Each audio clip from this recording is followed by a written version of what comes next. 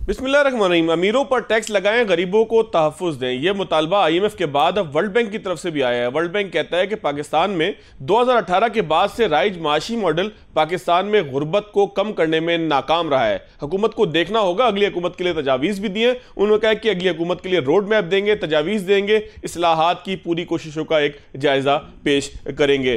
तमामी चीज़ों का जायज़ा लेंगे। मेरे साथ होंगे डॉक्टर सलमान शाह, साबिक वफाकी वज़ीर ख़जाना है, निगरान हुकूमत के, और इसके साथ साथ मेरे साथ मौजूद होंगे डॉक्टर खाकान नजीब साहब, जो आलमी मामलात है पाकिस्तान के माशी एतबार से उस हवाले से बहुत अच्छी ग्रिप रखते हैं। उसके साथ साथ गुज़िश्ता रोज़ मौजूद थे गौहर एजाज साहब कराची में। उन्होंने गुज़िश्ता रोज़ भी बात की, जुम्मे के रोज़ भी बात की, कराची चैम्बर में भी बात की, गवर्नर हाउस में भी बात की। बड़ी उम्मीद अफजा बातें हैं, वो बातें ज़रा सुनते हैं। लेकिन प्रोग्राम के आखिरी हिस्से में क्या होगा वो भी आपको बता दें कि कनाडा के अंदर जो सिखों का कत्ल हो रहा है उसके बाद हिंदुस्तान के ऊपर खतरात मंडला रहे हैं कि वो सफारती महाज पर भी तनहा होगा, और इसके साथ साथ कनाडा के साथ, अमेरिका के साथ, ऑस्ट्रेलिया के साथ उसके ताल्लुकात ख़राब तरीन लेवल के ऊपर मौजूद होंगे। उसका भी जायज़ा लेंगे। बहुत अहम सिख रहनुमा हमारे साथ प्रोग्राम के आखिरी हिस्सों में मौजूद होंगे। पहले सुनते हैं कि गौहर एजाज साहब ने कराची में क्या बातें की, उसके बाद ज़रा उसके ऊपर तबसरा भी लेंगे, तजिया भी लेंगे। स्मगलिंग मैंने रुकवा दी है, ये बता दूं। डॉलर नहीं बढ़ने देते, ये बता दूं। 260 रुपए का डॉलर आज के दिन रीर के हिसाब से 90 की रीर है, 290 का डॉलर है। रीर के हिसाब से आज का 260 होना चाहिए, इन्फ्लेशन के हिसाब से 200 होना चाहिए। खुदा के वास्ते अपने डॉलरों में कन्वर्ट करके दुबई मत भेजो, डूब जाएंगे सारे पैसे। जो मेरे मुल्क में PDL आता था, लोग हवाले के थ्रू ये डीजल तेल बनाए। Where is the state? The elephant in the room are the exchange companies. मैंने $37 बिलियन की एक्सपोर्ट करनी है, उसके बगैर मेरा मुल्क नहीं चलता। क्या प्रॉब्लम है पाकिस्तान? $27 बिलियन की इस साल एक्सपोर्ट रह गई। 25 करोड़ की आबादी, और पूरे पाकिस्तान की other than textile 5 billion. That's it. फिर हम कभी इंतजार करते हैं कि कभी कोई आके हमें सऊदीया पैसे दे देगा, फिर हम इंतजार करते हैं दुबई दे देगा, फिर इंतजार करते हैं चाइना दे।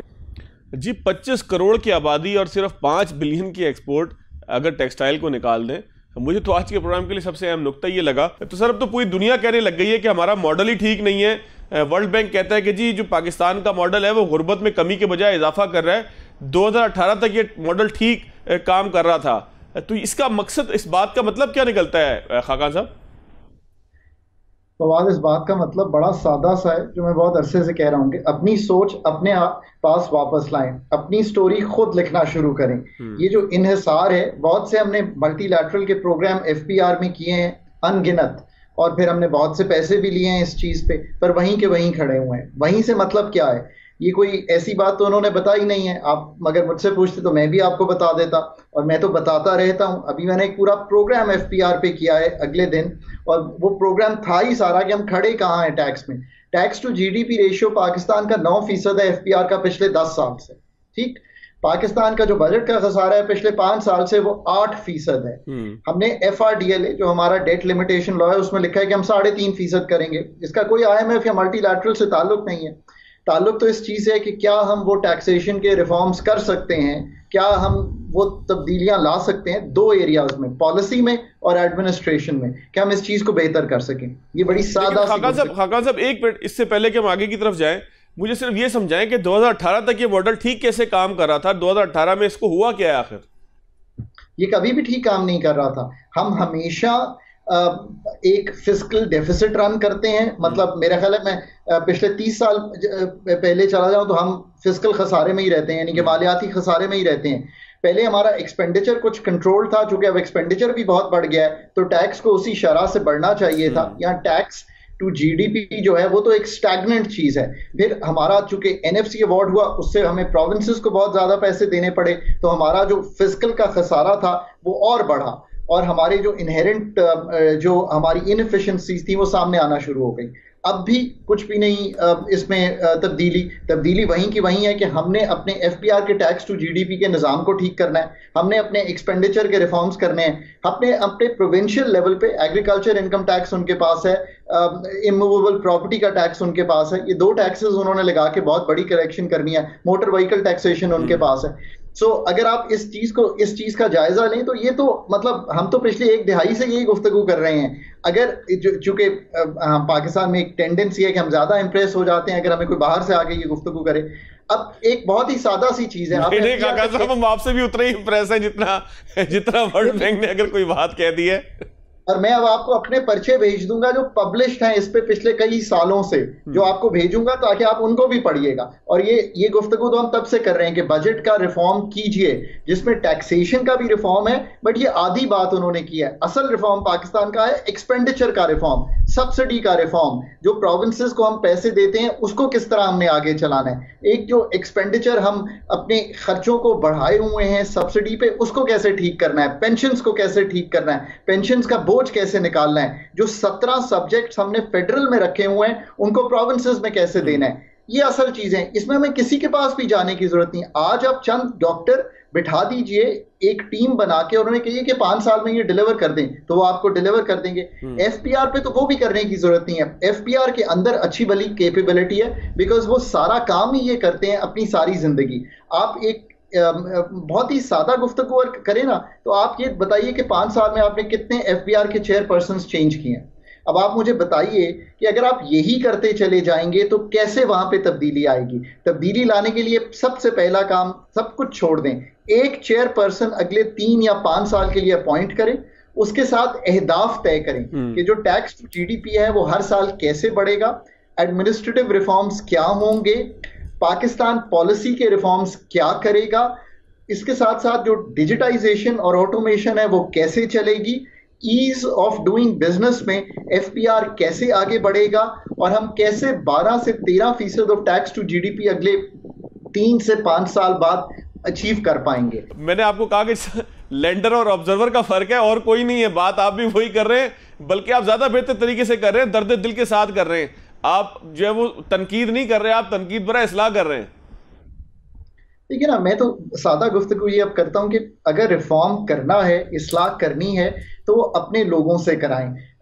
इतना ज्यादा समझ और इतना ज्यादा मवाद इन लोगों के पास मौजूद है, उनके साथ गवर्नमेंट बैठ के जो अथॉरिटीज हैं वो टारगेट सेट करें। मैं तो हमेशा कहता हूं कि एफपीआर से ही एफपीआर का चेयरपर्सन भी आना चाहिए। मैं इसके भी हक में हूं, बिकॉज जो टॉप 10-15 लोग हैं उनमें सीनियरिटी को भी अगर थोड़ा सा आप ना कंसिडर करें, ये कंसिडर करें कि ऑब्वियसली टॉप टीयर में से हो, उस पे से, और फिर उसको एक टेन्योर दें, फिर उसको कहें कि एक टीम बनाए, फिर उसको टारगेट्स दें। ये तो एक तरीका है, पर पॉलिसी की बात में लेकिन सर पॉलिसी का इशू है। जो ज़राअत की बात हो रही है, मुझे महसूस ये हुआ कि डार साहब भी घबरा गए थे ज़राअत पर, उन्होंने असेंबली में कहा कोई टैक्स वैक्स नहीं लगाएंगे।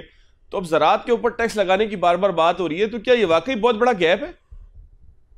इसमें तो कोई दो आरा नहीं ना हो सकती कि गैप तो बहुत बड़ा है। गैप हर जगह पे है, गैप सर्विस सेक्टर में भी है। पहले ये भी क्लियर कर लेते हैं, अगर आज पाकिस्तान जो इस वक्त टैक्सेस लगे हुए हैं, ठीक, लेट से कि वो ही कलेक्ट करने चला जाता है, तो जो टैक्स गैप है वो अप टू 50% है। ये भी एक इंटरनेशनल स्टडी है पाकिस्तान पे, ये भी मतलब और मुसद्दिका है।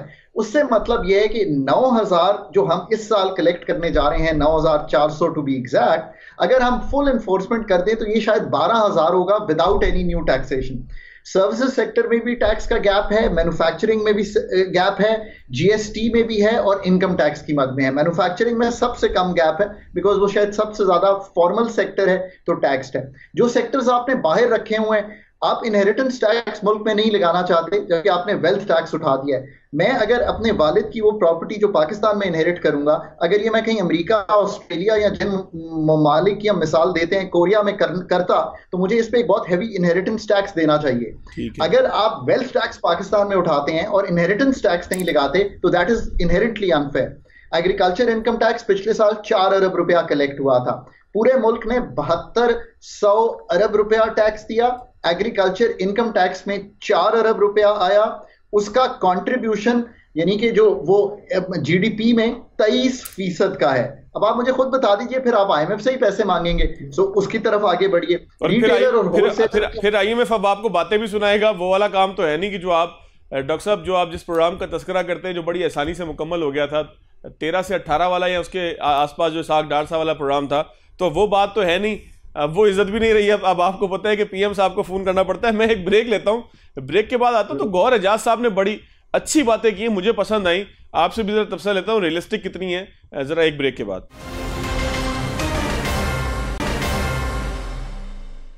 ब्रेक के बाद खुशामदीद डॉक्टर साहब। मेरी डॉक्टर खाकान नजीब साहब भी मेरे साथ मौजूद हैं। हम गुफ्तगू कर रहे थे कि वर्ल्ड बैंक भी अब चीख पड़ा है, कहते हैं कि जी अमीरों पर टैक्स लगाएं, आप गरीबों पर टैक्स लगाए जा रहे हैं या गरीबों को आप तंग कर रहे हैं। उन्होंने एक मॉडल भी दिया है कि पाकिस्तान में बेहतरी कैसे हो सकती है। उस पर ख़ास तौर पर वो कहते हैं कि ज़राअत के ऊपर जो है वो आप टैक्स क्यों नहीं लगाते। इसके साथ साथ पावर सेक्टर की मशीनरी और दीगर चीज़ें भी हैं, लेकिन ज़राअत के ऊपर उनका बड़ा जोर नज़र आता है।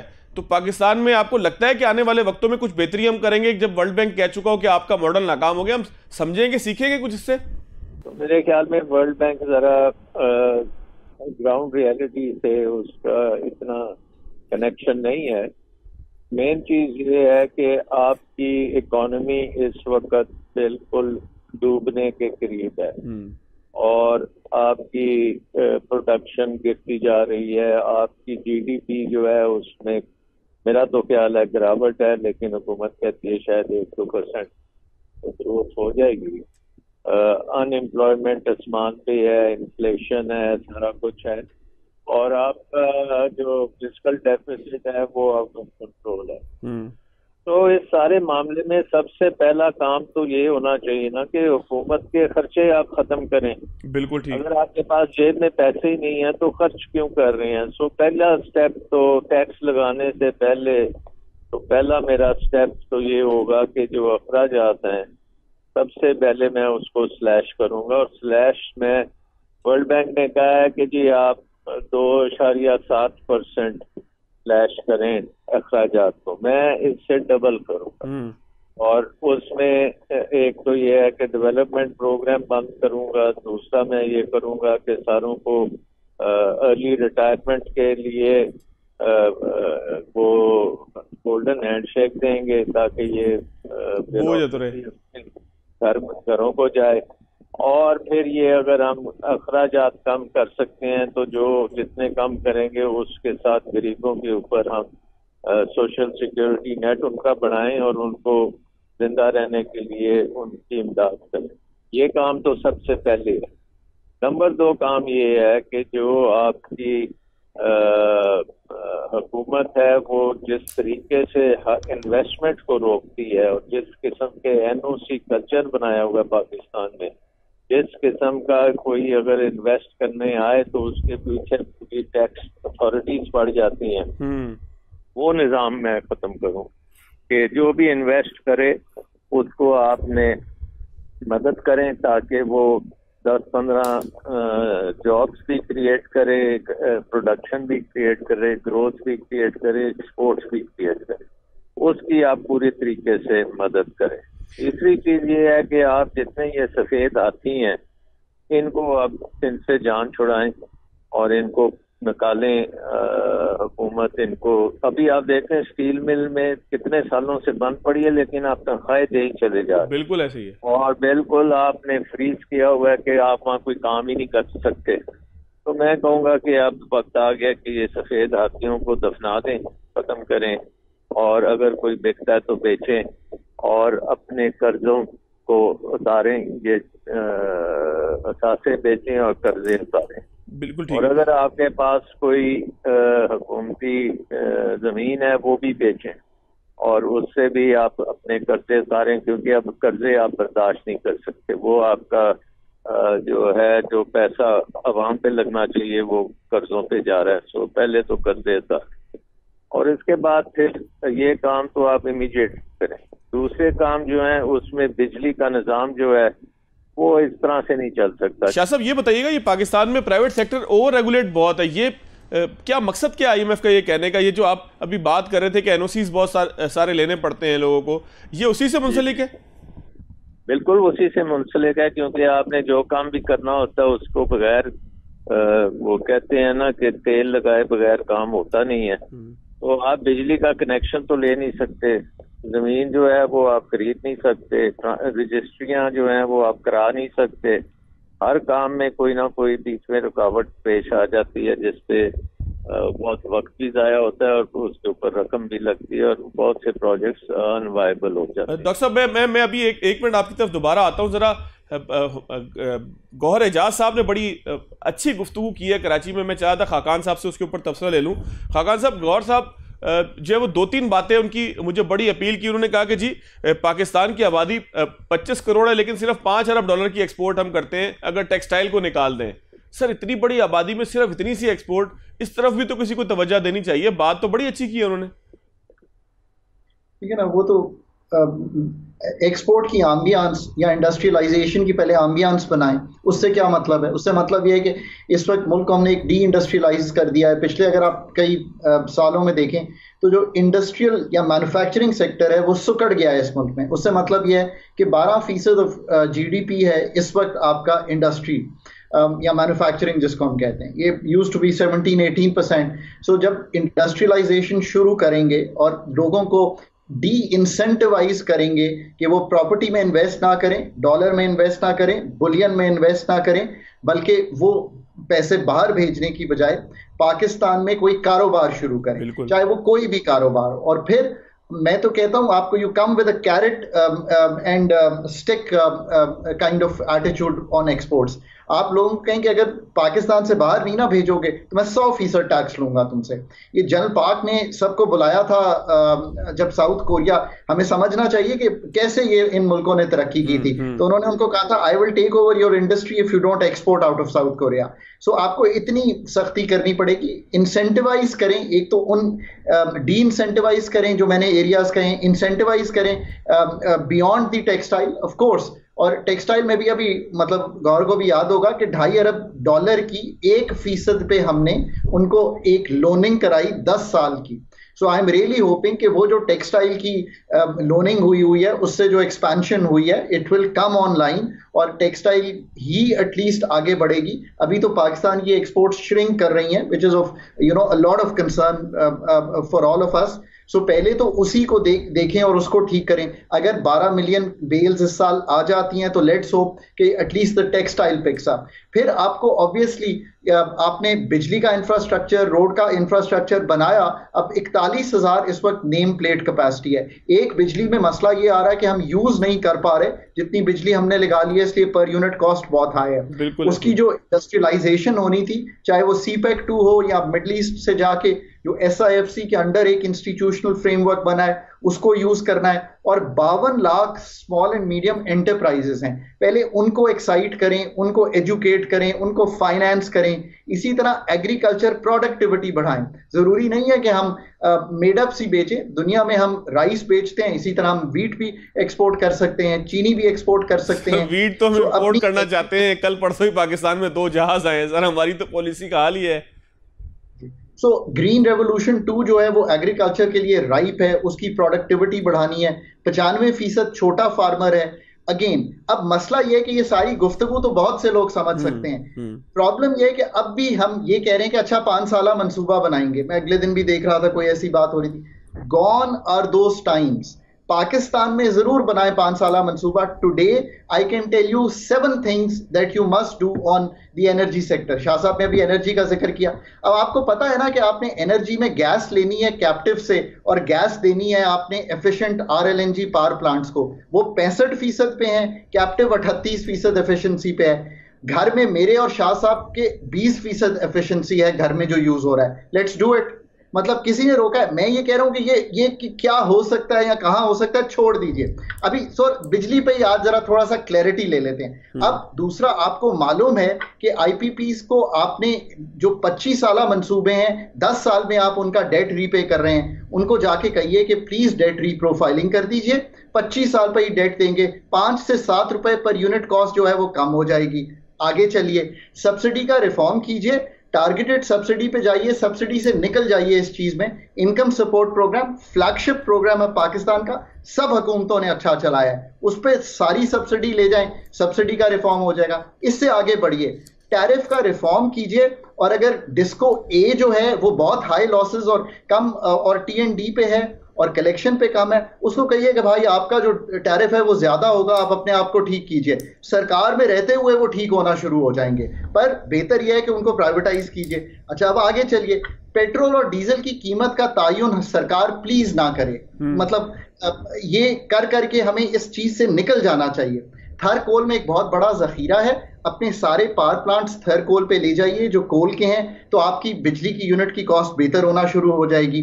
सो अगर आप ये सारे काम जो मैंने अभी आपके सामने बड़े रख दिए हैं, अगर आप आज शुरू कर दें, एक और काम कर सकते हैं आप, PHPL में एक बहुत बड़ा डेट पड़ा है, ये हमारी एक कंपनी है जिसमें हमने 2-2.5 अरब रुपया पार किया हुआ है, इसको पिकअप कीजिए और इसको स्टेट डेट बनाइए, इसकी कॉस्ट कम हो जाएगी। बिल्कुल ठीक। और अगर कॉस्ट कम हो जाएगी तो बिजली की कॉस्ट कम हो जाएगी। बिल्कुल ठीक है। जरा मैं जरा शाह साहब से भी कुछ थोड़ा सा इसके ऊपर तफसील लूं। शाह साहब, गौहर एजाज साहब की बात से आप मुत्तफिक है? वो कहते हैं सिर्फ 500 अरब की 25 करोड़ आबादी टेक्सटाइल को निकाल दे तो एक्सपोर्ट करती है, तो इसका मतलब तो हम बिल्कुल ही डेड किस्म की कौम है। नहीं, डेड किस्म की कौम नहीं है। हम देखें, बात यह है जैसे आप इंसेंटिव्स देंगे उसी तरह की बिजनेस भी चलेगी। अब पाकिस्तान में मसले दो हैं जो कि आपने सॉल्व करने हैं। नंबर 1, आपने डीरेगुलेट करना है, यानी उसका मतलब है कि आपने नौकरीशाही जो है उसका रोल इकोनॉमी में ख़त्म करना है। ये रोल हमने बहुत ज़्यादा बढ़ा दिया था जब हमने नेशनलाइज किया था सारी इंडस्ट्री को। वो रोल बहुत बढ़ गया, वो कभी कम ही नहीं हुआ, और हमने उस रोल को ख़त्म करना है। आपके वो ना बिजनेसेस में वो आएंगे ना वो चलाएंगे, जो है उन बिजनेसेस को आप फारिग कर देंगे और किसी को रोकेंगे नहीं कि वो बिजनेस करने के लिए उसमें कोई रुकावट नहीं डालेंगे। नंबर 2, आपको लिबरलाइज करना पड़ेगा। आपने इस वक्त बहुत हाई किस्म के टैरिफ्स लगाए हुए हैं कि बाहर से कोई चीज आती है तो उसको आप उसके ऊपर बहुत ज्यादा टैक्सेस लगा देते हैं। जब वो टैक्सेस आप इंपोर्ट्स पे लगाते हैं तो फिर आपकी जो बिजनेस कम्युनिटी है वो एक्सपोर्ट की बजाय वो अपने अंदरूने मुल्क उनको ज्यादा फायदा होता है बिजनेस करने का, तो वो अपना सारा एफर्ट डोमेस्टिक इकोनॉमी की तरफ लगाते हैं। तो अगर आपकी ये जो प्रोटेक्शन है इसको हम ख़त्म करें, इस वक्त मेरा ख्याल है कि सब कॉन्टिनेंट में सबसे ज़्यादा प्रोटेक्शन पाकिस्तान दे रहा है। बांग्लादेश भी प्रोटेक्शन नहीं दे रहा, इंडिया भी बहुत कम कर दी है, पाकिस्तान ने बहुत ज़्यादा प्रोटेक्शन अभी भी रखी हुई है। और बल्कि ये है कि हमने तो एक ऐसा मॉडल बना दिया है कि बैरून मुल्क से जो यहाँ पे इन्वेस्ट करने आता है वो भी प्रोटेक्शन मांग रहा होता है, और वो दुनिया में तो वो प्रोटेक्शन के बगैर काम करता है, लेकिन पाकिस्तान में वो हर किस्म की सॉवरेन गारंटी भी लेता है और प्रोटेक्शन भी लेता है। और शाह साहब इसीलिए कहते हैं ना कि फिर पाकिस्तान में फिर माफियाज का राज है, क्योंकि प्रोटेक्शन जब आप हर जो वो इन्वेस्टर को देते हैं फिर लोग कहते हैं माफियाज को जो है प्रोटेक्शन मिलती है यहाँ पे। ये सही बात है कि जिसको जितनी ज्यादा प्रोटेक्शन मिल जाती है वो इतनी ज्यादा मौज करता है। तो नंबर 2 जो काम हमने करना, पहले तो डीरेगुलेट और उसके बाद लिबरलाइज, और पर्टिकुलरली मैं कहूँगा एग्रीकल्चर सेक्टर को आप लिबरलाइज करें, जिसमें ये इम्पोर्ट्स जो हैं हर चीज की आपको बगैर ड्यूटी के इम्पोर्ट आने दें। उसका नतीजा क्या होगा? उसका नतीजा ये होगा कि हमारी एग्रीकल्चर जो है वो कम्पीट करेगी इंटरनेशनली और वो एक्सपोर्ट्स भी करेंगे। अभी आपने बात की खाकान ने कि राइस को भी एक्सपोर्ट करें, चीनी वगैरह, वो उसी वक्त हो सकती है जब आप अपनी प्रोटेक्शन खत्म करेंगे और उसके बाद आप एग्रीकल्चर को भी कहेंगे कि जी आप अपने कदमों पे खड़े हो, आपका माल अंदरूने मुल्क बिकता है तो अंदरूने। बिल्कुल डॉक्टर साहब, आपने बड़ी खूबसूरत बात की है कि अपने कदमों पे जब तक लोग नहीं खड़े होंगे, प्रोटेक्शन मांगते रहेंगे, जब तक हुकूमत से सब्सिडीज मांगते रहेंगे, हर बंदा जो है अपने तहफ़्फ़ुज़ की बात करेगा तो फिर माफियाज का राज भी होगा। अगर नहीं भी होगा तो फिर लोग यही कहेंगे कि माफियाज का राज है। डॉक्टर साहब आपका बहुत शुक्रिया। खाकान नजीब साहब, सर गुफ्तगू में बहुत सी चीज़ें ऐसी ज़रूर थी कि जो रह गई, आपसे बात करने में फिर कभी ज़रूर करेंगे।